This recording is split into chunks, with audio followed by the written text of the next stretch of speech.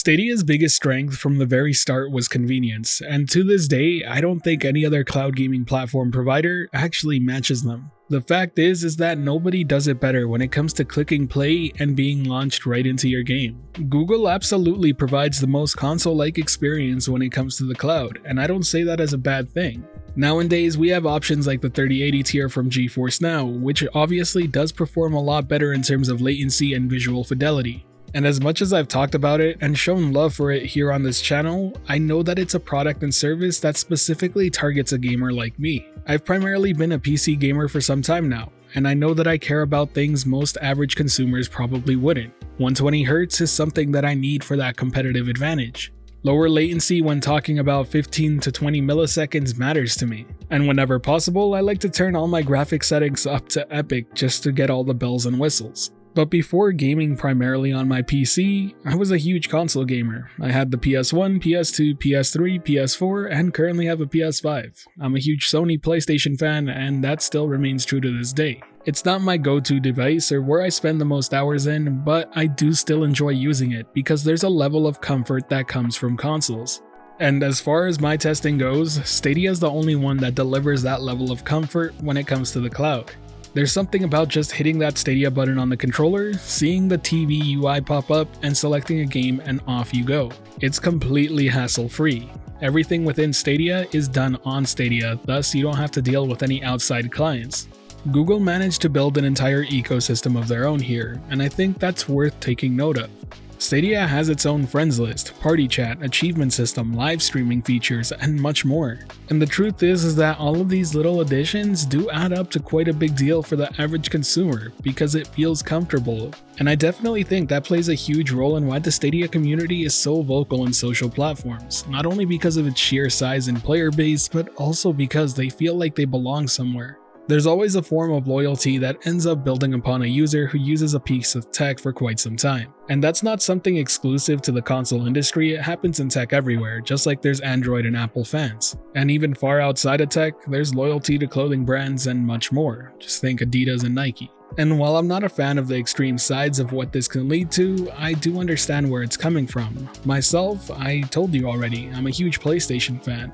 And I say that knowing that I've owned every Xbox in existence as well as the 2 latest Nintendo consoles. But I know that my biases tend to lean toward PlayStation because that's the brand I grew up with. And with the cloud gaming space being as fresh as it is, a lot of people are starting to form these sort of connections with these companies. But I'll be the first one to admit that the one who's done it best is easily Stadia. They were the first ones to make a big splash, they were the ones to hype people up, and they were the ones to bring people in and then give them a place to play. I think far too often within the YouTube, Reddit, and Twitter communities, we overestimate just how many of us actually care about the consistency of updates from Google themselves. If you're the type of person to eat up every single news piece when it comes to gaming stuff, you're in the minority by far. Let's not forget that the average gamer typically buys maybe 2 to 5 games a year. To put some facts behind this, the average attach rate for the PlayStation 4 was 9.6 games per console, and that's considered really high for a console.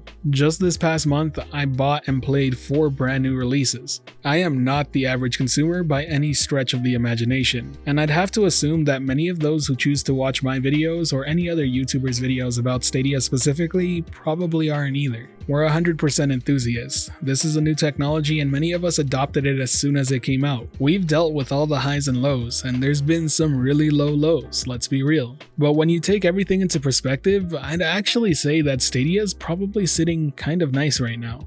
But by far, it's the easiest to introduce people to cloud gaming. Most people already have a Gmail account already made, they have a device that it can run on, they simply need to log in, click Destiny 2, which is a free-to-play title, and be launched right into the game. There's no need to worry about signing into anything else, there's no need to worry about queue times, you simply click and play.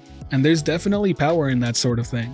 And before anyone brings up Amazon Luna, there's a reason why I don't consider them on the same level as Stadia. They're still lacking a lot of the social features that one would expect out of any platform. Multiplayer can be extremely hit or miss depending on the game, but most of all, availability is still a huge issue considering it's only just recently launched across the United States but nowhere else. When it comes to GeForce Now, while it is great to have your Steam friends accessible, especially if you're a PC gamer, a lot of the hassle and trade-offs you might have to deal with might not be worth worth it if you weren't a PC gamer previously. If you're not paying for at least priority, you will run into some pretty long queue times as well. And once again, there's going to be more restrictions if you're playing that way as well, such as 1-hour play length sessions. PlayStation Now is just really far behind the pack now, and they really need to update whatever they're doing with Spartacus. And lastly, we have Xbox game streaming, whose actual playability is very hit or miss, and because of that alone, I can't recommend it. At times, a game will work perfectly fine for me, and then suddenly I'll be playing a different game that's absolutely unplayable. I've tried it at different points during the day, maybe thinking I hit one of the rush hours, but I've tried it in the middle of the night when no one else should be playing, and no, it just seems to be on a game-by-game basis. And one thing Amazon Luna, Xbox game streaming, and PlayStation Now don't have is a way for free-to-play players to actually game without having to sign up for a trial that'll end up in a subscription.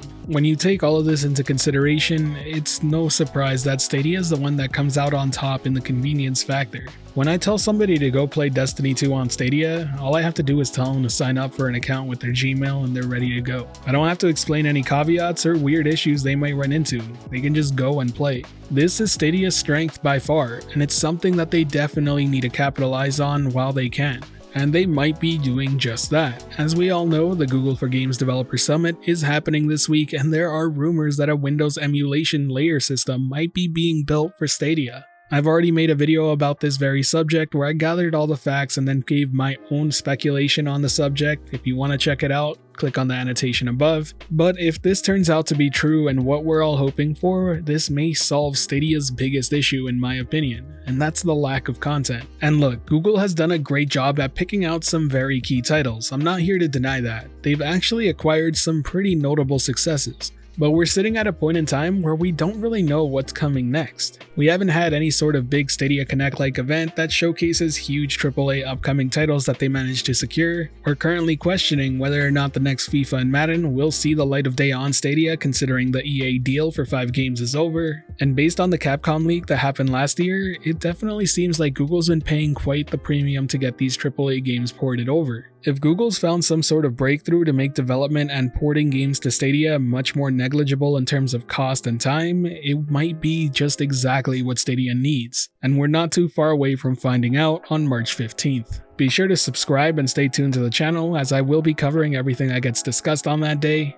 but it'll be interesting to see where Stadia goes from here on out. This video isn't to say that Stadia is the best cloud gaming platform without any faults, because that's not true. But it is to point out that Stadia has a strength, and it's one that's extremely important. Convenience matters, and at the end of the day, that's why a lot of us love cloud gaming, because of the convenience it brings over local hardware. The freedom of hardware requirements, the freedom of downloads and updates, the freedom of storage space limits, and the freedom to play on any device that we own that's compatible. At this point in time, Stadia has an abundance of convenience that the others need to catch up on, and I definitely think they need to take advantage of it, keep pushing that convenience factor forward, and find a way to add more games to the platform, and it'll definitely find its success. And with that, we'll wrap up this video, but first I want to ask you for your opinion. What do you think is the most convenient cloud gaming platform or service? Whether you agree or disagree with me, it's all good, let me know down below and I'll be sure to read all your comments. And if you happen to enjoy this video or found it helpful at all, be sure to hit that like button, as it really does help the channel out. And if you're wanting more content like this, be sure to subscribe and hit that notification bell as well. As always, this has been The Virtual Cloud, giving you the latest and greatest on everything cloud gaming related, and until next time, I'll catch you in the clouds.